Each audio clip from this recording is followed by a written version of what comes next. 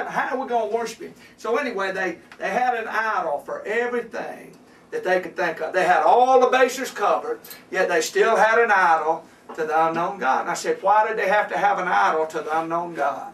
Now listen, this is good.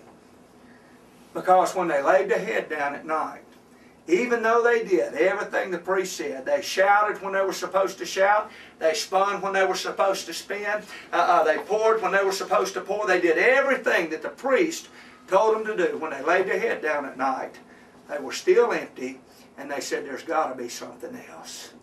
I've done everything that they told me to do. There's got to be something else. And people in church have prayed the prayers, they've sang the songs, they've passed the plates, they've taught the classes, they've been baptized, they've done everything that the preacher has told them to do. And when they lay their head down at night, they're still empty. They say there's got to be something else. Well, it's not a ritual, it's a relationship. And that's what Paul told them. He said, man, it's not a ritual.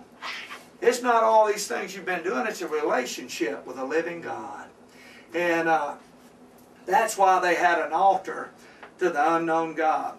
And then he goes on and he preaches Jesus. He said, God that made the world and all things therein, seeing He is Lord of heaven and earth, dwelleth not in temples made with hands, neither is worship with men's hands as though He needeth anything. See, he was saying that. It's not the ritual. It's not what you do. It's the God who created everything. And he said He doesn't dwell in temples made with hands. We are created to be a habitation of God. We are created for God to live in us.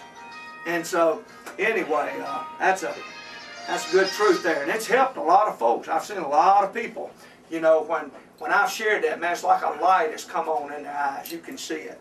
So, good truth there.